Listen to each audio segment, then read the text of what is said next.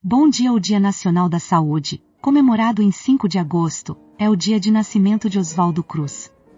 A Lei nº 535/1967 oficializou e inseriu a comemoração no calendário brasileiro com a finalidade de promover a educação sanitária e despertar a consciência do valor da saúde, bem como homenagear e recordar a vida e a obra desse importante personagem na história do combate e erradicação das epidemias da peste, febre amarela e varíola no Brasil, no final do século XIX e começo do século XX.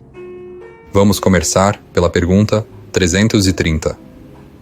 Os espíritos conhecem a época em que terão de se reencarnar?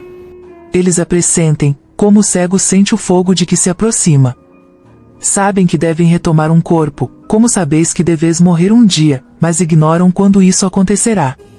Agora a 330.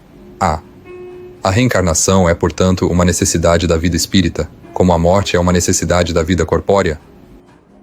Seguramente, assim é. Questão 331. Todos os espíritos se preocupam com a sua reencarnação? Há os que absolutamente não pensam nela, que nem mesmo a compreendem, e isso depende de sua natureza mais ou menos avançada. Para alguns, a incerteza quanto ao futuro é uma punição. Pergunta 332. O espírito pode abreviar ou retardar o momento da reencarnação?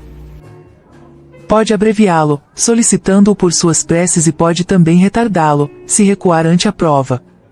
Porque entre os espíritos há também indiferentes e poltrões, mas não o faz impunemente, pois sofre com isso, como aquele que recusa o remédio que o pode curar. 333.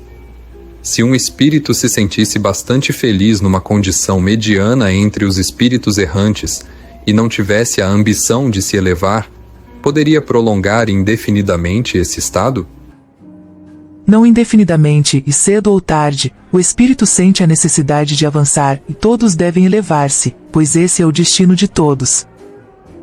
Pergunta 334. A união da alma com este ou aquele corpo está predestinada? Ou no último momento é que se faz a escolha? O espírito é sempre designado com antecedência. Escolhendo a prova que deseja sofrer, o espírito pede para se encarnar, e Deus, que tudo sabe e tudo vê, sabe e vê com antecedência que tal alma se unirá a tal corpo. 335. O espírito tem o direito de escolher o corpo ou somente o gênero de vida que lhe deve servir de prova? Ele pode escolher também o corpo, porque as imperfeições do corpo são provas que o ajudam no seu adiantamento, se ele vencer os obstáculos encontrados, mas a escolha nem sempre depende dele, que pode pedi-la. 335. A. Pode o espírito no último momento recusar o corpo escolhido? Se o recusasse, sofreria muito mais do que aquele que não tivesse tentado nenhuma prova. 336. Poderia acontecer que um corpo, que deve nascer, não encontrasse espírito para encarnar-se nele? Deus proveria a isso. A criança, quando deve nascer para viver, tem sempre uma alma predestinada, nada é criado sem um desígnio.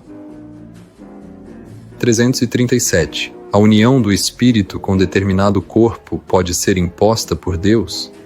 Pode ser imposta, da mesma maneira que as diferentes provas, sobretudo quando o espírito ainda não está apto a fazer uma escolha com conhecimento de causa. Como expiação, o espírito pode ser constrangido a se unir ao corpo de uma criança que, por seu nascimento e pela posição que terá no mundo, poderá tornar-se para ele um meio de castigo. Pergunta 338.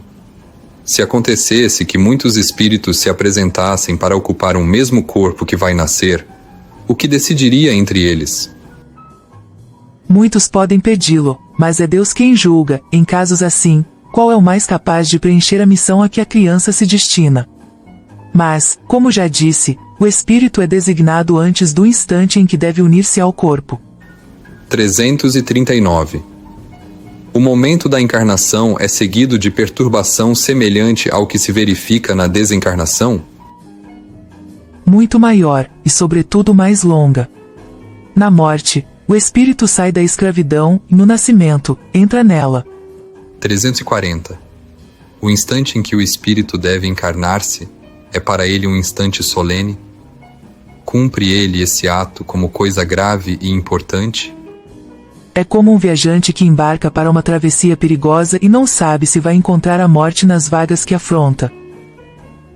Comentário de Kardec: o viajante que embarca sabe a que perigo se expõe, mas não sabe se naufragará. Assim se dá com o espírito. Ele conhece o gênero de provas a que se submete, mas não sabe se sucumbirá. Da mesma maneira que a morte do corpo é um renascimento para o espírito, a reencarnação é para ele uma espécie de morte, ou antes, de exílio e de clausura. Ele deixa o mundo dos espíritos pelo mundo corpóreo, como o homem deixa o mundo corpóreo pelo mundo dos espíritos. O espírito sabe que se reencarnará, como o homem sabe que morre. Mas, como este, não tem consciência do fato senão no último momento, quando chega o tempo desejado. Então, nesse momento supremo, a perturbação o envolve, como no homem em agonia, e essa perturbação persiste até que a nova existência esteja nitidamente firmada. O início da reencarnação é uma espécie de agonia para o espírito.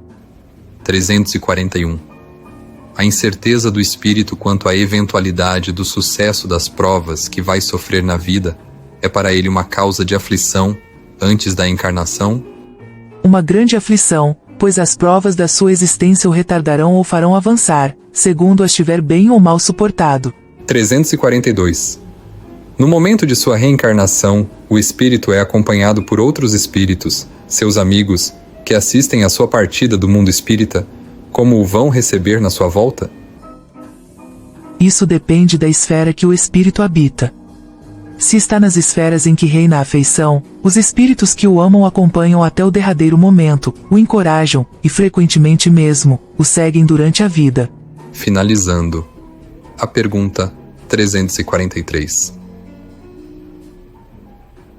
Os espíritos amigos, que nos seguem durante a vida, são, por vezes, os que vemos em sonho, que nos testemunham a sua afeição e que se nos apresentam com feições desconhecidas. Muito frequentemente o são, eles vêm visitar-vos, como ides ver um prisioneiro nas grades.